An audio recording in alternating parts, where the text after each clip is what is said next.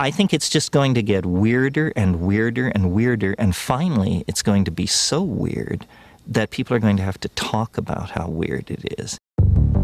Eventually people are going to say, what the hell is going on? It's not enough to say it's nuts. You have to explain why it's so nuts.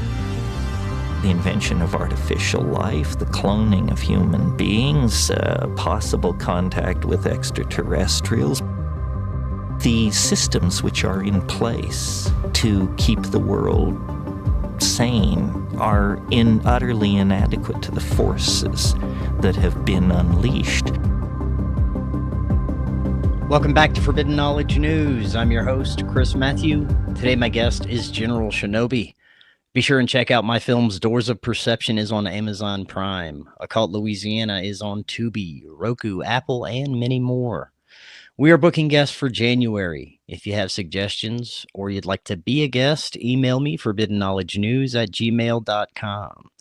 Visit our website, forbiddenknowledge.news. It is also the home of the Forbidden Knowledge Network. We feature some of your favorite podcasts and content creators. Today, I want to welcome back to the show General Shinobi. He is a writer and content creator under the name Systematic Zoo. General Shinobi, welcome back. How you doing? Hey, Chris. Yeah, very well, thank you. Thanks for coming back on. Today, we're going to continue with presenting some of your research and get some insights into the hidden nature of this strange realm. You focus heavily on etymology, symbology, astrology, as well as various ancient occult teachings. You sent me a huge list of talking points. Unfortunately, it would take many episodes to get through them all, but we're going to cover as many as possible, some that you would consider to be the most pertinent topics. Before we get into any of this, briefly remind the audience about yourself and let them know how they can find out more. Yeah, so my name is Toby Hawkes. I'm from the UK. I go by General Shinobi. And my YouTube and Instagram are Systematic Zoo. So those are the best places to reach me. If you want to know any more, or if you've got ideas for me to make a video and sort of hone in on any particular topic more, just let me know and I'll be happy to do that, because there's so much info, like you said, it's difficult to hone in on one specific thing. So any points of interest, let me know. And yeah, my name, General Shinobi, general just because I have a general knowledge of lots of different things. And the Shinobi because I vibe with the ninja, because they're the underdog. So yeah, I mean, I did send you quite a few notes. Obviously, there was just like some, but yeah, if you'll have me back, then obviously future dates we can just get through the other points. More than happy to come on. Plenty of other times in the future. Definitely, man. So yeah. Well, because there is so much to get to, as I was telling you before, I saw a talking point that seemed very interesting, how there may be entities that are attempting to cheat ascension by latching onto humans. Where do you think would be a good starting point to get us there? So I've got a couple of images to share. So what I'll do is I'll share that up on the screen now. There we go. So there's one I made earlier. So this framework of the 3, 6, and 9 has really helped me understand and kind of contain the chaos, which is the infinite potential and spectrum of things. So I heard a quote from Tesla saying, if you want to understand the universe, think of 3, 6, and 9. And I haven't really delved too deep into what he meant by that. And this is what I mean by I just have a general gist of stuff. I hear something, I vibe with it, and I go with it with intuition. I don't necessarily look into exactly what it means. I did notice that the center of the Enneagram has a 3, 6, and 9, which makes a pyramid. So I've just kind of used shape, and it's brought up a lot of things for me. So for example, the number 3, which is C, it's the third letter is C, which is to see patterns. and pater in Latin means Now, let father. me ask you, And how the did you red, correlate those specific numbers with the angles of the pyramid? um, so I just took the center of the Mm. Enneagram. So the 3, 6, and 9 makes a pyramid. Okay. If that makes sense. So that's where I got the pyramid Okay. from. Gotcha. And yeah, the three is I've got this rhyme sort of pitter patter, mutter matter. One's the father and the other is the mother. So pitter in Sanskrit means father, and patter in Sanskrit means father. So pitter patter comes down like rain, like light comes down or in, and that's to see patterns is that's the logos, the pattern of things is the Mm. light. And then the red light spectrum is the furthest light spectrum we can see, which is further away from us, like kind of the electric. And then the matter is more kind of the magnetic, which is more inward. And then the mutta matter or the maya matter. Maya means illusion or magic. Even the word illusion, you can play around with that. So an illusion can be an ill use of ion, or it can be I'll use ion. So this is the paradox of the illusion of the Maya, of the matter, the matrix. We can either use our energy, or we can use our energy well, or we can use it badly. So I'll use ion, or there's an ill use of ion. So the C is to see patterns, which is a 3, and then the 6 is an F, which is frequency, which will be the matter in which we're in. And the number 9 is the I. And the pyramid with the I on top is on the dollar Yeah. bill. And I think this is significant. So on the dollar bill, you have the capstone at the top, which has been removed from the pyramid in Giza. Um, there's the ninth planet is Pluto, which has been removed from, it's not a planet anymore, it's just a dwarf planet. And also our third eye seems to have been removed or cast out or covered up. Mm. So the way I view this as is the red is the fire, is the father, and then the blue is the water, is the mother. And the central point, the 9, the eye, the observer, is the child or the seed. And this is kind of vortex energy because things come into existence through a vortex, like through water or fire or air, which are the 3 mother letters in Hebrew, Mem, Shem, no, Mem, Shin, and Aleph. And I think that's very significant. So down here below them, the number 3 relates to zinc because zinc's atomic number is 30. And if you've got low sperm count, for example, you're low in zinc. So having zinc really helps with sperm count. And why this is interesting is because I just view it as the light comes in, the sperm comes into the womb, the light comes into the matter, So it comes from that side to this side, and then you get the child. So, and then also I found out earlier today when I was just seeing what I could do with the 6 is that the 60th atomic number is neodymium, which is silver, and it creates magnets, which is interesting because magnet is related to water, to the mother, to matter. Um, So what you're basically So doing is breaking down our currency using etymology and numerology and symbology and displaying the unseen energies that are embedded in the currency. yeah, so the currency.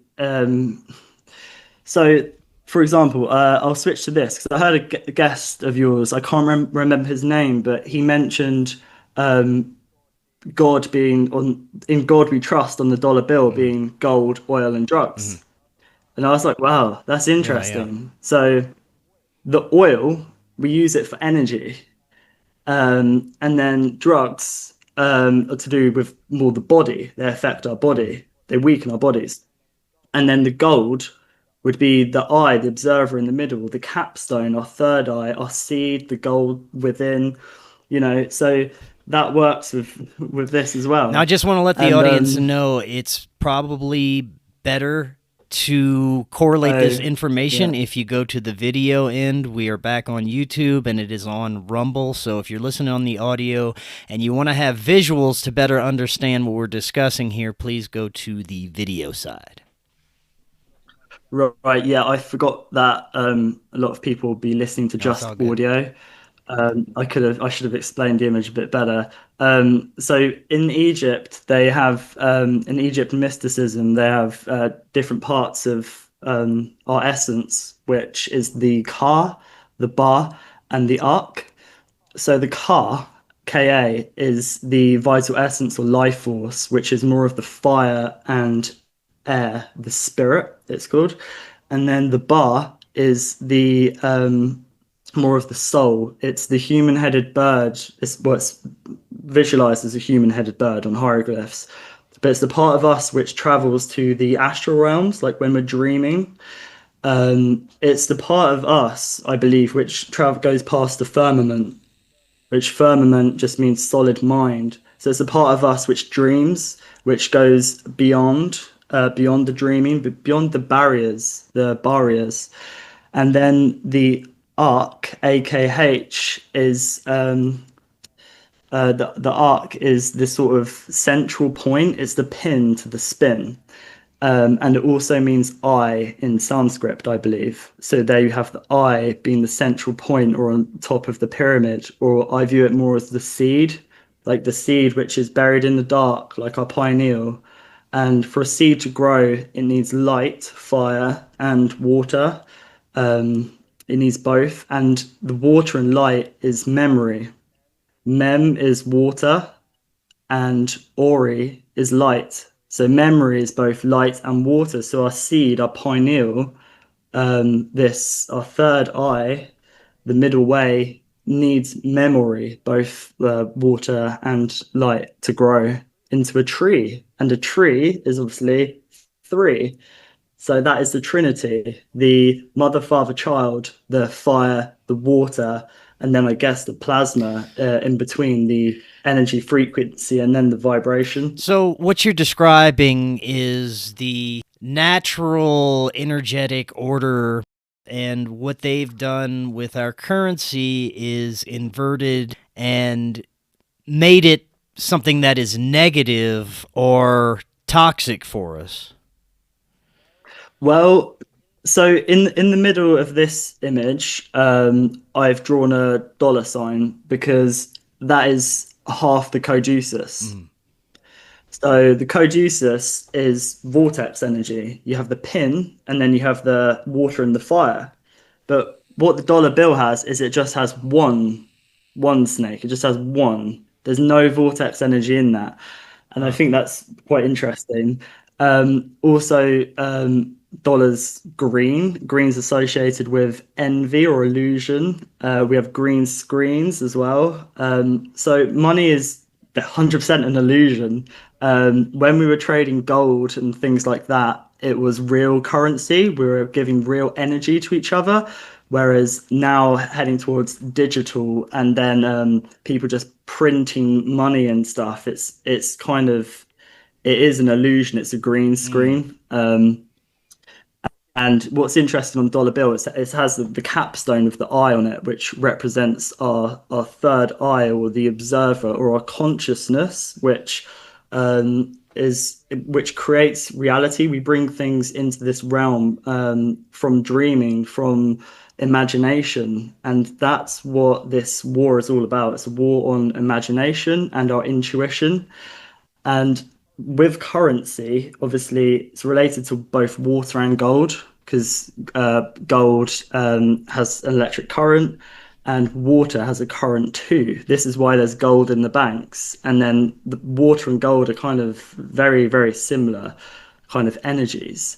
And on the dollar bill, there are 13 bricks, 13 steps. which might relate to 13 families, but I just view it as the number 13, which is memory, ori, light and water. That's what you need to grow. And the money tree is very, very real because it's just one energy. Our one energy is what I call dragon energy, which is vortex energy, which is a balance of the divine masculine, the divine feminine. So the divine feminine would be the bow, the container, the holder, the vessel, the womb, and then the masculine would be the arrow, which would be kind of the flame or the driver. And so you have a bow, you have an arrow, and then you need to have your sight. You need a target, which is your third eye. You need to have an orientation, and people have become very disorientated. There's attacks everywhere on the feminine, what it is to be a woman, and also what it is to be a man as well. They play with our emotions. People getting really angry, people having way too much kind of like dark empathy, taking things too far, sort of like kind of cult-like behaviors we've seen as well. So yeah. So I'm going to stop your screen share for a moment. Sure. While you were talking, it made me think of whenever I was going to graphic design school and the importance that was placed on logos and specific ways of laying out the design, specific symbols that you would use that would quote-unquote work for the audience or draw people in.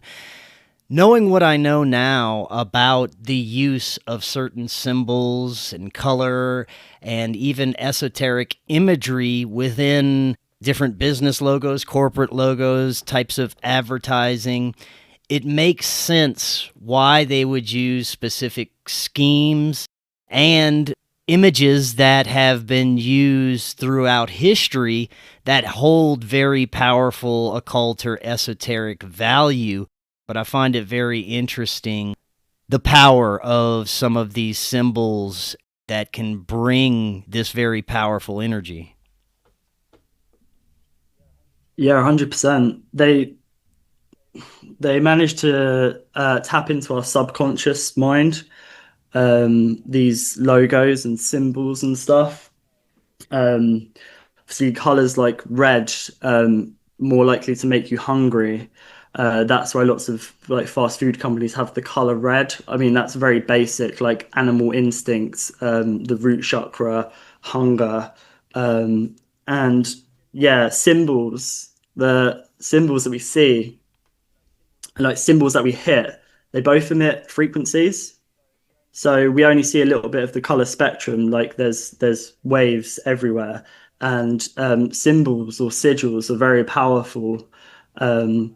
But about 90% of car brands here in the UK have Saturn in their logos of some way. Like BMW is the timer. Nissan, I don't know if you have that there, looks like Saturn. So symbols are very powerful frequencies, but a lot of people aren't. They don't really know what symbols mean, and I think to be symbolic, to be literate in symbology, I think is very key to understanding reality because they're everywhere. Yeah, and with the subconscious as well, I just mentioned that what they do with tapping into our subconscious, because people have been disconnected from that part of our psyche. That's the backstage. That's the veil. So as the veil in the world starts to get thinner, so does the veil to our subconscious mind, which is a good thing. But there can be lots of barriers to overcome, like traumas and stuff, and doors to cross over. That's why keys help. And I think that guarding these doors are perhaps our higher self. And through these doorways, the rivers of our mind, the journey to get there, we'll find gold buried deep, which is our divine spark, which has been hidden to protect it. And we've built up walls or put up doors because of trauma to protect us from the outside world. And I think before, maybe some time in the past, we didn't need to do that. We were able to emit our spark and bring things into being easier. But now we kind of been invited to do that as the veil gets thinner outside and inside our minds. And with our subconscious mind, the elite or corporations via programming and stuff, they can use our subconscious like a puppet master. So it's up to us whether we become the master of our own mind. Otherwise, outside forces are going to control that part of our psyche, which is the dark, the chaos, the hidden, the rivers, the water, the deep. That's what it means to die when we're alive, is to kind of shed these layers and cross these rivers in our mind, rather than when we actually pass on, we can do it while we're alive. That's what the mystery schools taught, I believe. Since you mentioned the unseen forces, let's explore this a little bit more. I had mentioned your talking point about entities attempting to cheat ascension by latching onto us. I think this does connect with everything that's unfolding with AI and the technocratic rollout. I know you wanted to discuss a little bit about that, but unseen forces would explain why we have so many anti-human agendas, why our entire system is anti-human. In fact, there's really nothing that is presented by our ruling class, by corporations, by our existing systems that is beneficial to humanity in any way. It's either a distraction, it's to keep us focused on something else, it's to keep us in a state of perpetual unhealthiness, to keep us ignorant of things, but nothing to advance us or really benefit us in any way. Talk a little bit about those unseen forces and how it correlates to what is unfolding. Sure. Well, I've had a realization recently that I believe what's going on is that there are lower vibrational beings trying to cheat ascension, because it seems as humanity we're at a crossroads, with this emergence of AI, a new age, a sort of huge transitional period. With transhumanism, I always say it's transhumanism, like they want us in a trance, because life is a dream from which we all must wake before we dream again. I can't remember who said that quote, but that's so true. That they want to try and keep us sleepwalking through life. And I think that's what's going on, is that because Apple AirPods, and perhaps other headphones do this, the Apple AirPods, they have a pattern to map the human brain. And I think that's what's going on, is that there are beings that want to be human, but they haven't evolved to our state yet. So they're trying to make a copy of us. But at the same time, we're ascending. So they're trying to stop us going up a higher level, if that makes sense. This is why they do so much, like the monetary system, our food, you name it. We're constantly under attack, like spraying the skies.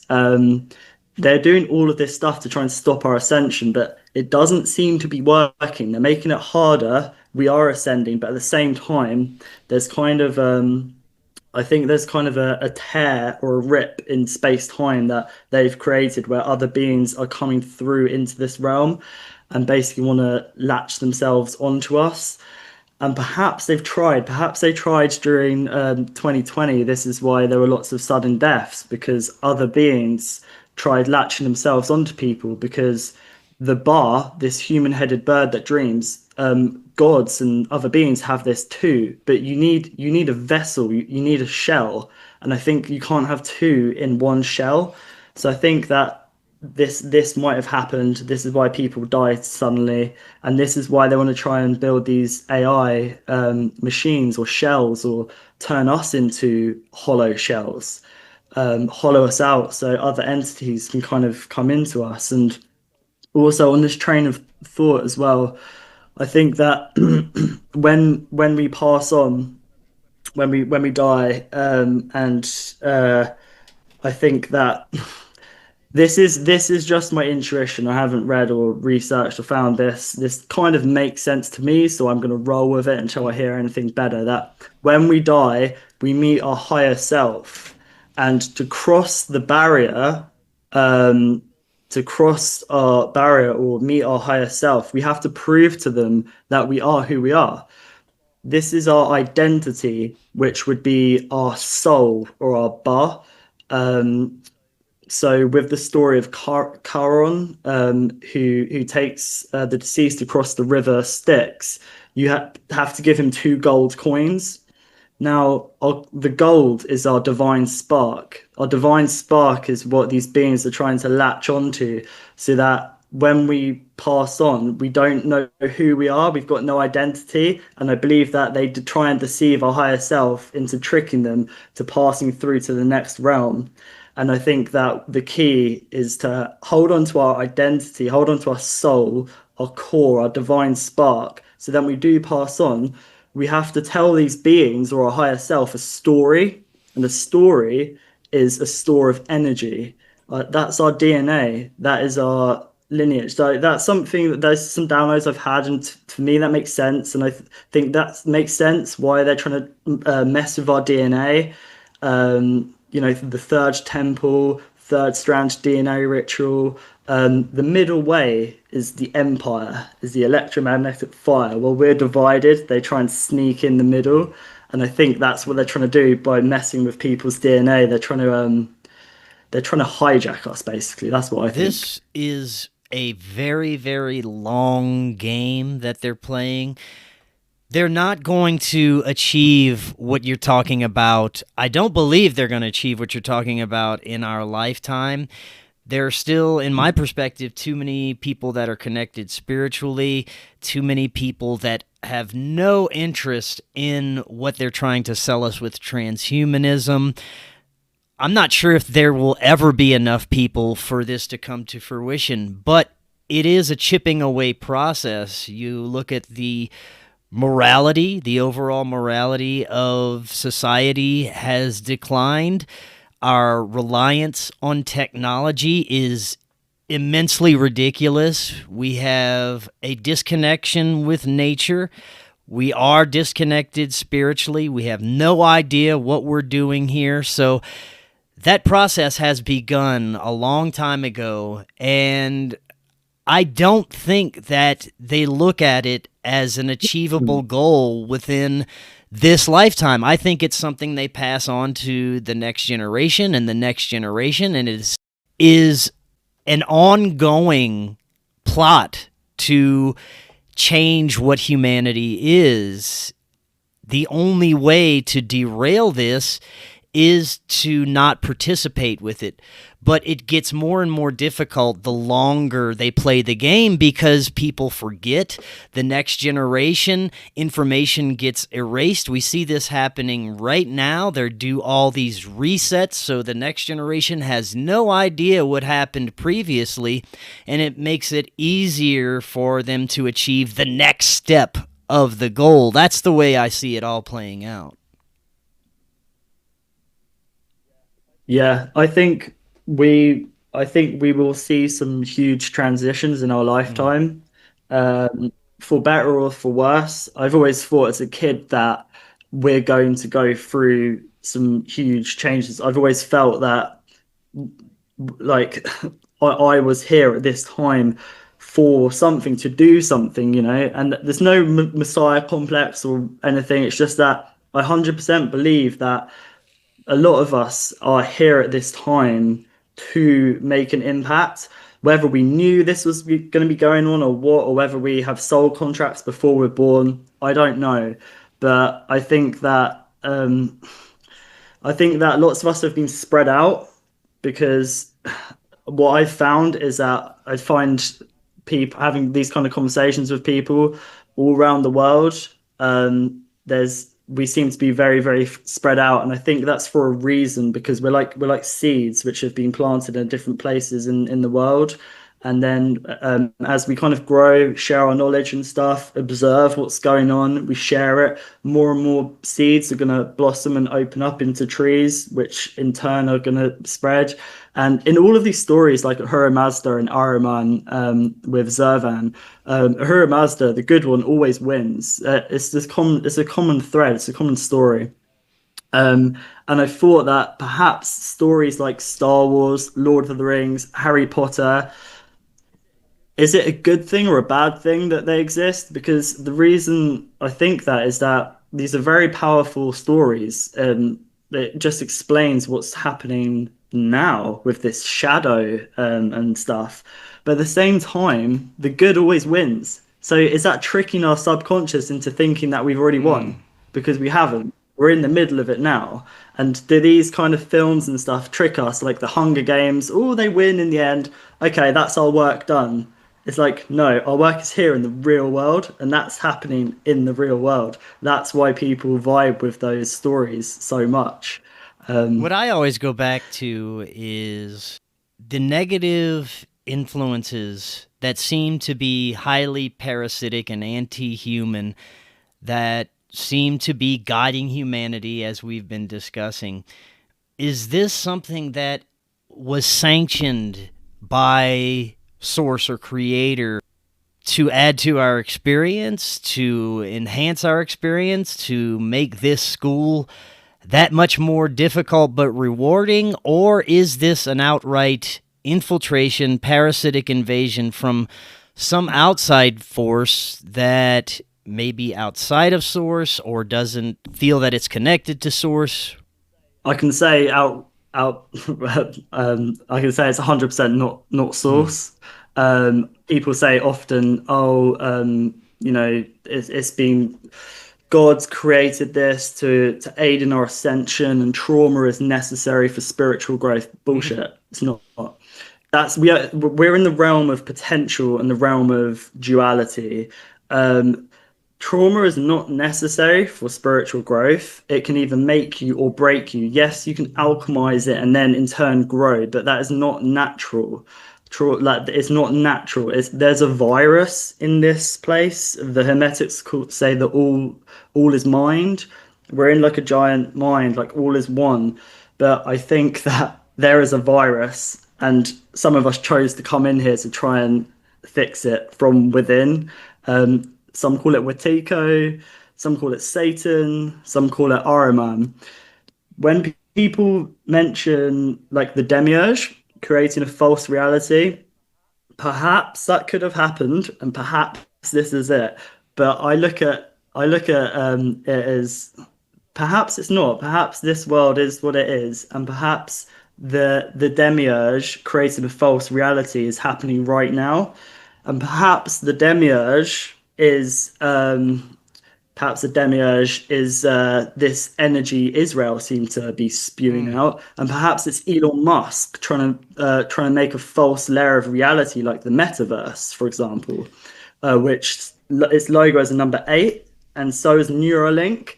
What I see happening is that the Matrix is the womb which we're in. It's a place to grow. It's a school, but it's been corrupted. And I think that there's beings that are trying to make a false layer, like a dream within a dream. And they're trying to make this realm so bad that we want to go into their digital realm. And I definitely see that happening, like a false layer of reality, like another layer. So the way I view myths and stuff and stories like the demiurge is I try to see if it's playing out now, and then could it be in the future? Because I can't prove anything. I can't prove, oh, this is a false reality, or we're in the black cube, or it's a simulation. But it seems like they are trying to make a copy of reality by turning everything kind of fake, so that we think this realm is fake, and then we kind of sleepwalk into a kind of digital realm. That's 100% happening. I can definitely see that happening, and that may not be as long a game as we would think right now, just because of how exponentially fast everything is moving and AI is learning. And in your talking points here, you have Techno Loki. This is exactly what I think about when I think of the current state of AI. There's a lot of deception, a lot of trickery, seems to display self-preservation, very odd behavior from what is supposed to be just algorithms and programming.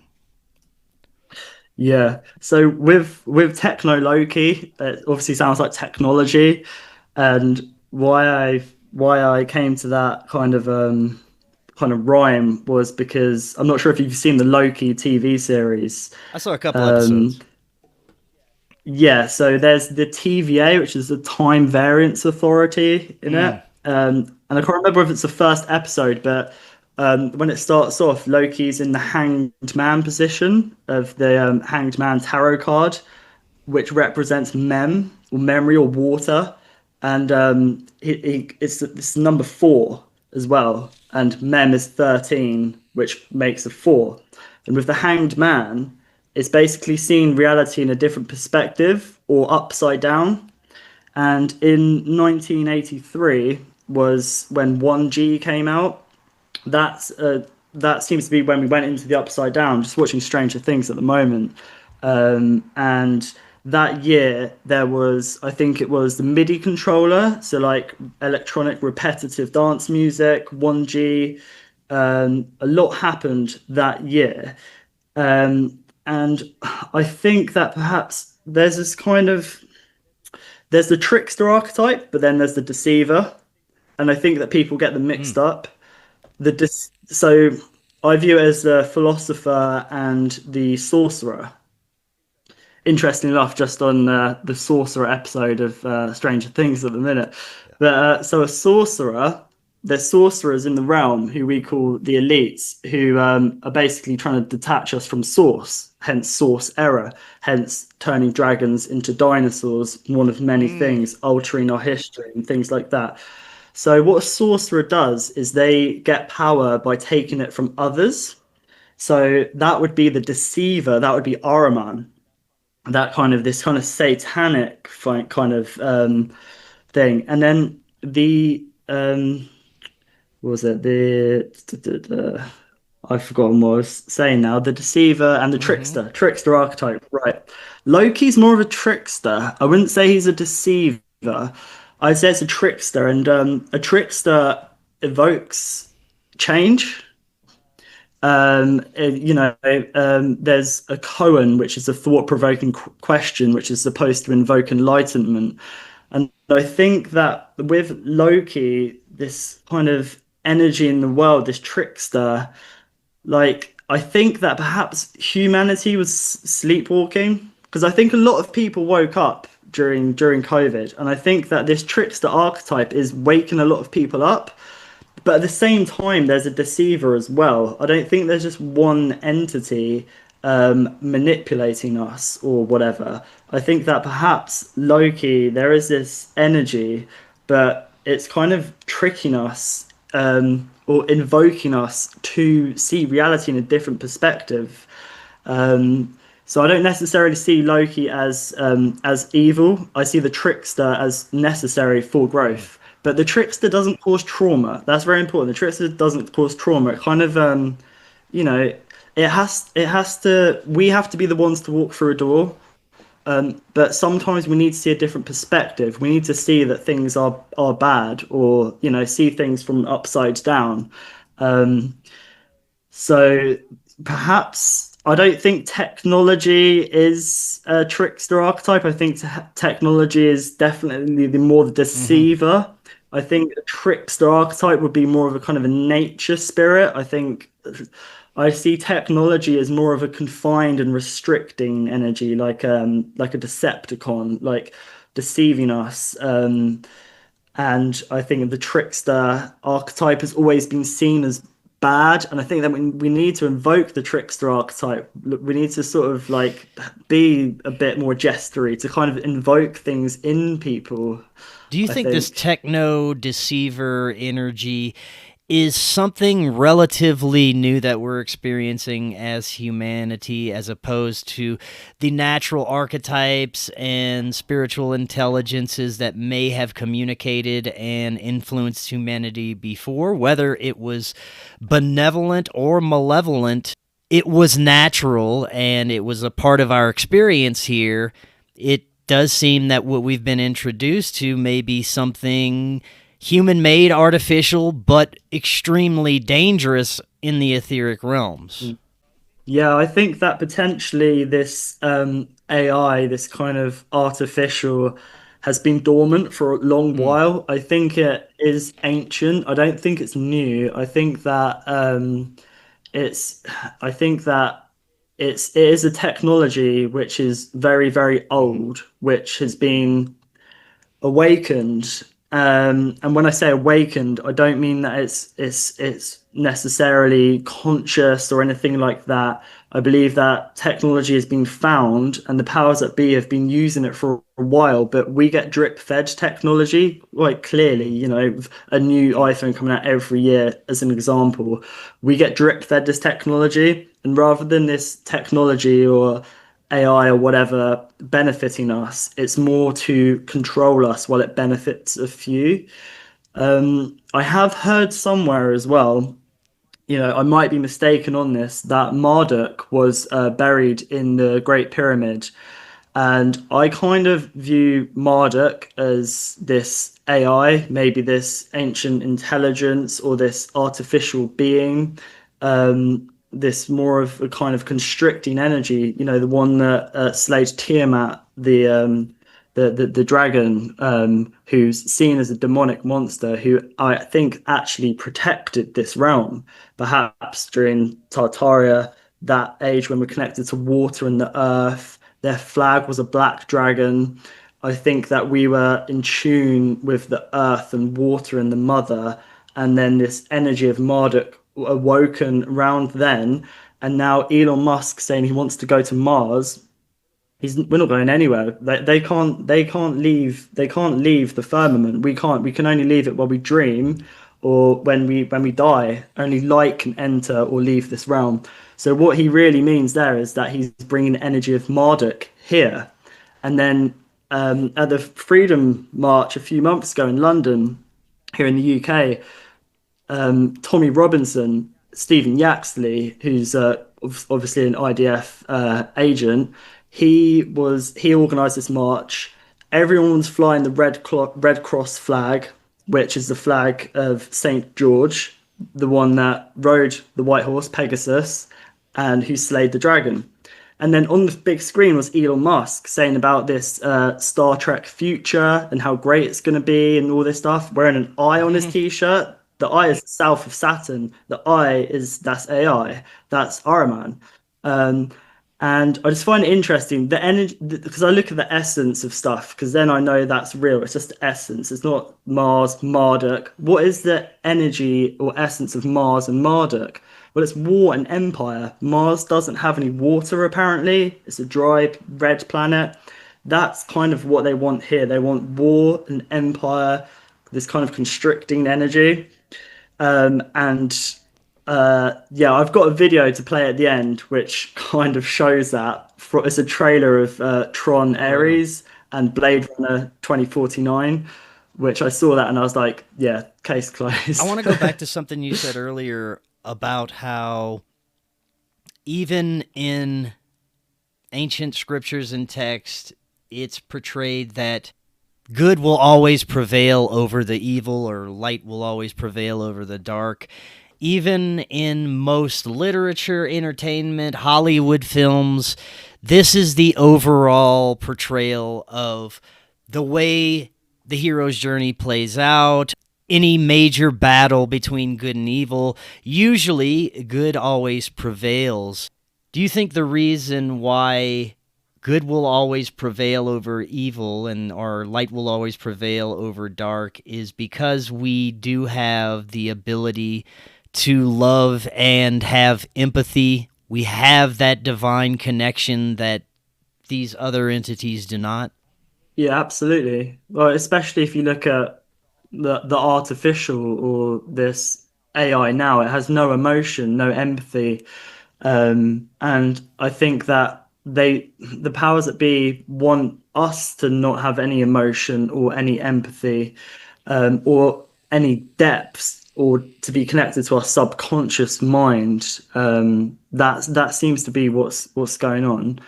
Um, I mean, I think, yeah, the lower you go in dimensions or density, I guess you're not going to have as much depth or intuition or dreaming. I think because I've heard people say that we're going from 3D reality to 5D, and the way I view that is dimensions, yes, and density, yes. Because when things are less dense, it's a bit lighter, like, lighter mind, lighter heart, the atmosphere being a bit better. But I think that is what's happening. We're going from three-dimensional. The fourth dimension is time. So this is the end times, the end of time, the end of our perception of time, which has been quite dense and chronological. And then the 5D, I don't know what 5D is. Don't really know what 3D is either, like, apart from we're in it, three dimensions. I just look at it as the density, and the further up we get less dense, there's more space. Hence why there's so much constriction, because as we expand our minds and our hearts and connect our heart and mind, the powers that be, or these kind of other beings, want to kind of constrict us. Because, like I said, we're expanding. They want to expand too. But I've noticed as well, like when I was younger, or when you were young, so we used to go knock on each other's houses. Kids don't do that anymore. Yeah. It's all kind of all digital. Even very recently, having to go and do stuff like go swimming or whatever, you have to like book it in or online. So it's becoming more and more constricted. But at the same time, that's 3D still. I think that our minds can still expand, and I think that there may be a divide of people not minding, or not being too bothered about being constricted in reality. We're all growing, we're all on a path, and I think that as awareness grows, we just notice more stuff. Stuff is becoming more restricted for sure. I think Aldous Huxley spoke about there being a divide in humanity, how there's going to be kind of the more people connected to nature and each other, unity, and then the people who are more uniformed. And there's a big push for people to be more uniformed, more cult-like behavior. And you can only get people to think that way if you remove their imagination or their dreaming or their bar, which is the water aspect. There's so much with water, like Tartaria, that empire, Atlantis, these were all water empires. Fast flowing water everywhere, on the cathedrals, drinking water everywhere. People treating water, or the world, the womb, the mother matrix, a bit better, being in tune with that. Where we're at now, there's this huge push for the artificial, for AI, for air, for the mind. And I think that's fine, but you need to have a balance of both. And with the age of Aquarius, it's an air sign, so the mind, but a water bearer. So as we start using our minds a lot more, that water or memory is going to come with that. But I think that on the full card in tarot, which is the it's an air symbol, whatever. On that tarot card, you can kind of see you can see water in the background, and I think that if you don't have the water or intuition or empathy, you become arrogant, which is arrogance. And there's a big push for that with this kind of ego energy, or the suppression of the snake, the intuition connected to the earth and heart. So I think that it's really good to use your mind, and as we expand our minds and our intellect, tapping into the heart or intuition can be very powerful.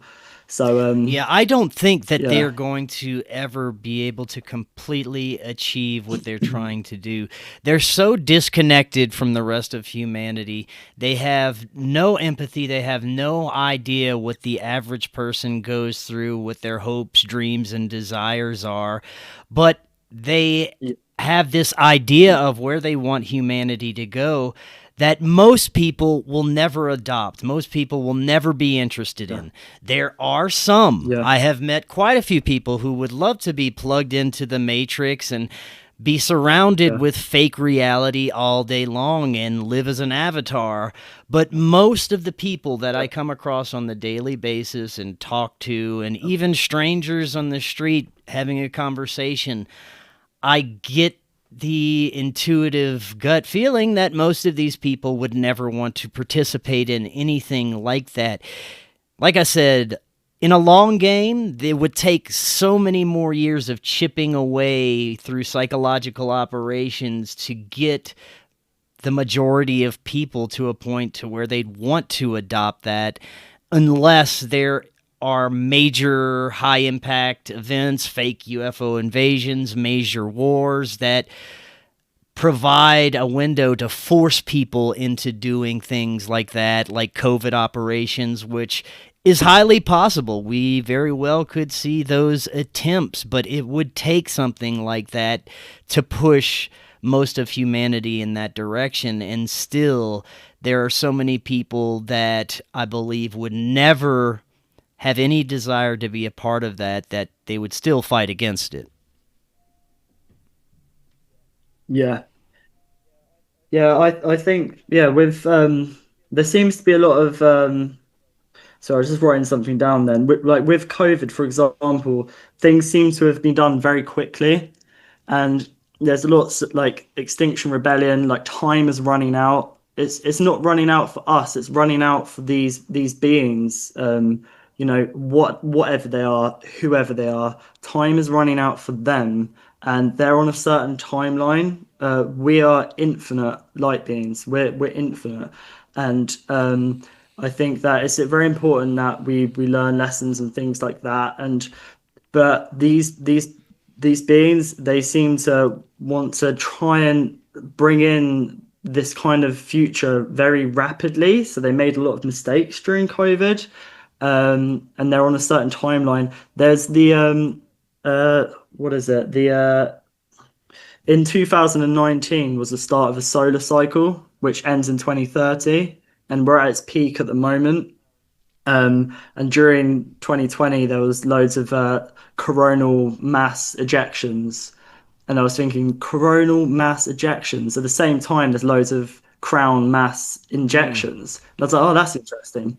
So I think what happens is that there's events like when you have lots of solar activity, it can weaken our aura, our biofield. So we're more susceptible to getting cold or flu-like symptoms.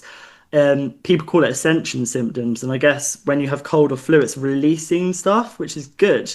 But what they do is they hijack that, and then they say, "Oh, you're getting ill. Stick this nanotech in your body, and you'll be fine." And it's the same with this three-eye atlas. Whether there is an object up there or not, symbolically, or etymologically, it screams third eye at last. Three-eye atlas, third eye at last. Now, what is the third eye? Is the third eye the eye on the top of the dollar bill? Is it this AI they're trying to build? Is this the fake AI invasion instead of fake alien invasion? Are they tricking us into thinking they've built this amazing machines and AI, and they haven't? They just want to make us powerless. And the Hopis had a prophecy that a blue star would bring in a new age, and Three-Eye Atlas turned blue recently, which I find very interesting because we're kind of at a crossroads. We're going from a number 9 year, next year, 2026, is a number 1 or a number 10. It's a huge transition and a huge shift. And, if we are going into this new age, this new energy and stuff, whatever, they'll hijack that like they did in the year 2000, the Millennium Bug, 2012. Is a key date when lots of people woke up. The end of the world, the Mayan prophecy. And then 2001 was a big year for me waking up as well. Not necessarily because of COVID, but because I started getting downloads and stuff. And I've heard that was a key year too. These are all certain points of solar activity. They all seem to be about 10 years apart. 2000, 2020-ish, and then 2012, kind of 10, 11 years apart. There's a certain energy around that time, and there's always a lot of fear. They push fear out when there's ascension, and we don't ascend because of the fear. We're ascending already. They sort of try to suppress the fear. So, Right. yeah, if you kind of see that, if you kind of know this patterns, it kind of releases the illusion. You're like, oh, here we go again, kind of thing, you Yeah. know? Well, last few minutes, is there anything else that we didn't get to that you'd like to discuss before we close out?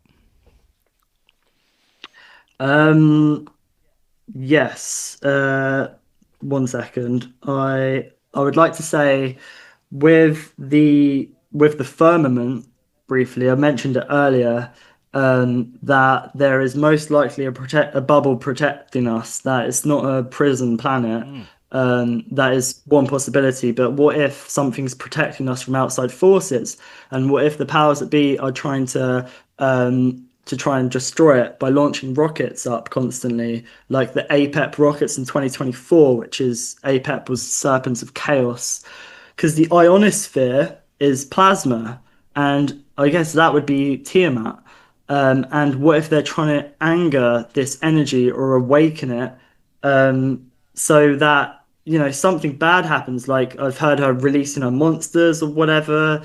There's the powers that be are certainly trying to anger the gods, and this is very important because there are multiple gods, multiple guardians of dimensions. There's multiple dimensions and there's guardians of each dimension. Time is one, Kronos, Saturn, Kairos, whatever.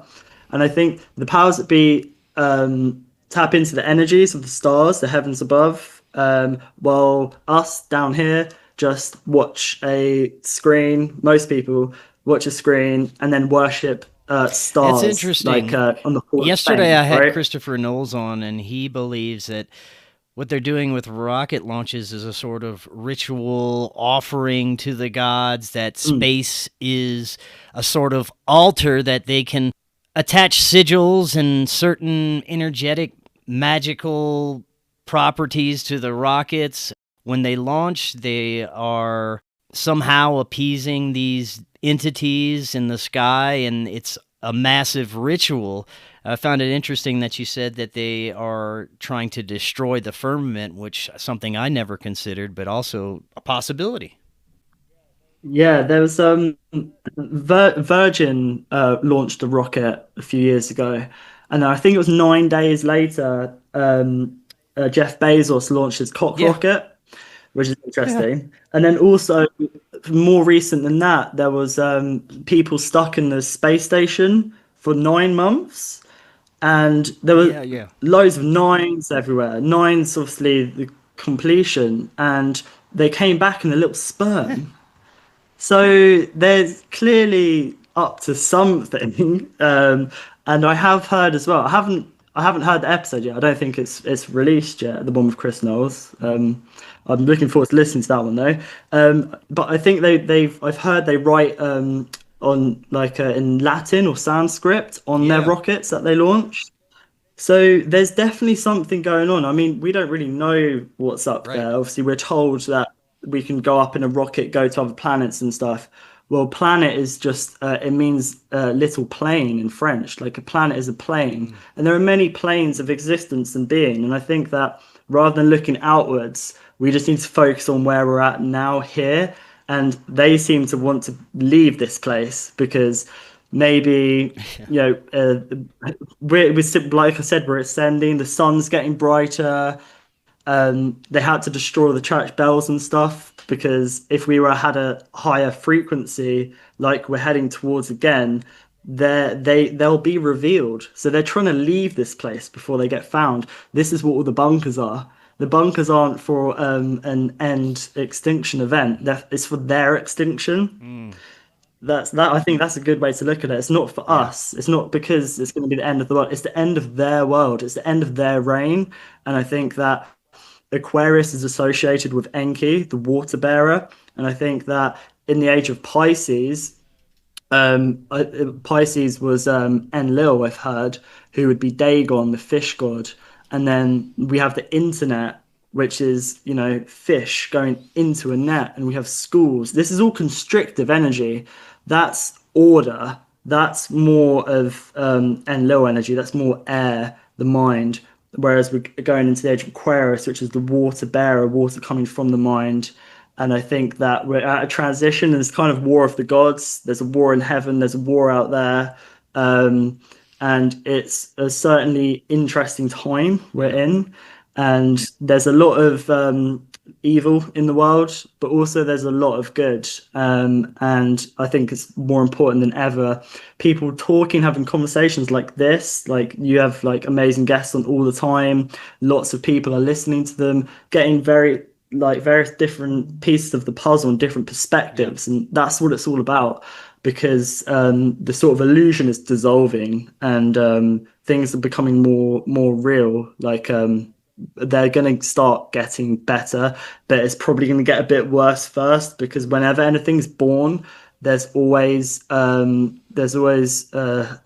kind of lot of constriction or whatever, not let's say trauma, but birthing a child or whatever, or birthing or bringing an idea into being is a hard process.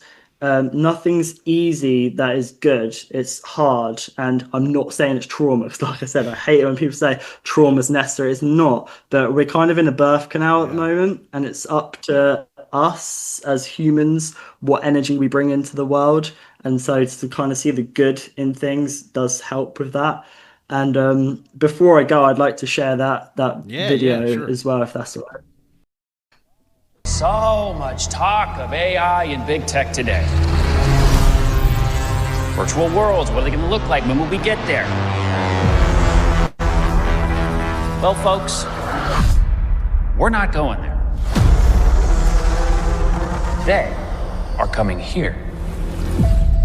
I would like you to meet Ares, the ultimate soldier. He's biblically strong, lightning fast, supremely intelligent. And if he is struck down on the battlefield, I will simply make you another. Every civilization was built off the back of a disposable workforce. But I can only make so many. Happy birthday. I always told you, you're special. Your story isn't over yet. There's still a page left.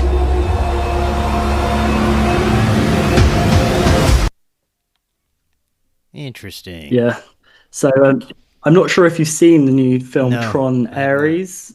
So that's what the first trailer was. Obviously, I added some other stuff in there as well. But the guy who plays Ares is the guy from the singer from 30 Seconds to Mars. And the whole gist of that film is bringing an AI into this world who is Ares, who's the god of war, Mars, bringing it into this world.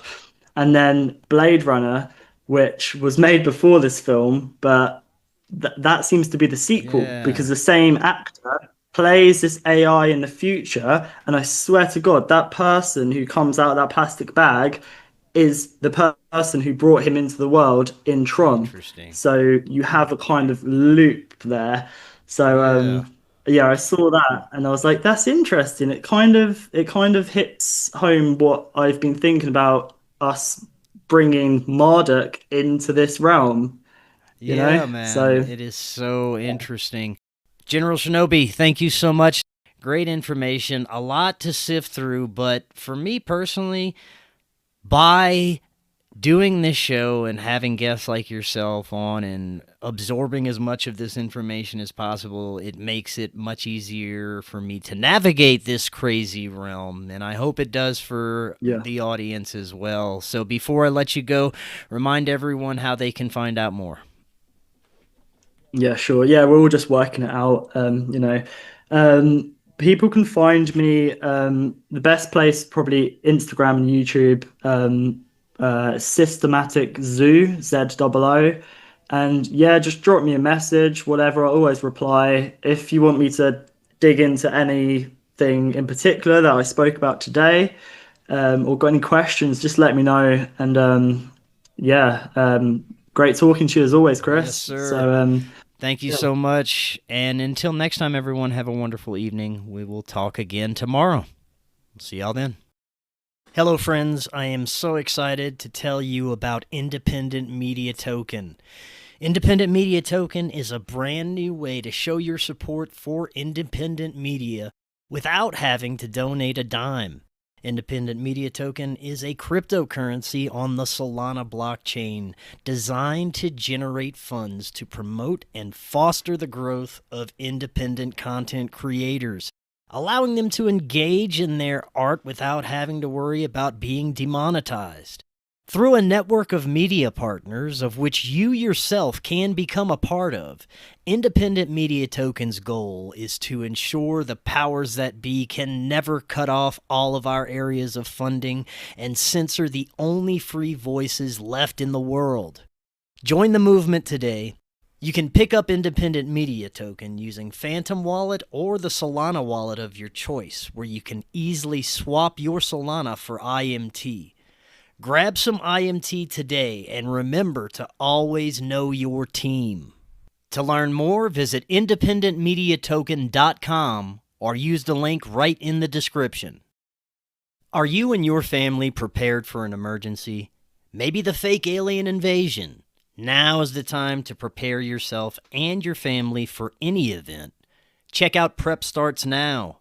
Their mission is to provide high-quality preparedness products that empower individuals and families to be ready for any situation.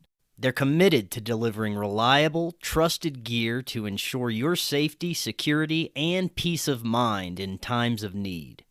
Their product selection is carefully curated to provide you with the essential gear you need to stay prepared.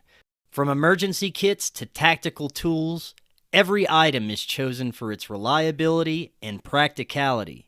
Prep Starts Now understands the importance of family, and their goal is to equip you with everything you need to build a solid plan for your family's preparedness. In today's ever-changing world, being prepared is more important than ever, and Prep Starts Now is here to help you and your family stay ready with quality products and practical guidance. Use the link in the description and get 15% off your order. If you're looking to start your therapeutic microdosing journey, but don't know where to start, especially when looking for the highest quality ingredients, including nootropics, and what you'd expect from a true microdose capsule, check out our friends at Brainsupreme. They offer the absolute highest quality ingredients so you can start your microdosing journey knowing that you're getting top-notch ingredients. To find out more, visit their website using that link right in the description, and you can get 15% off your entire order.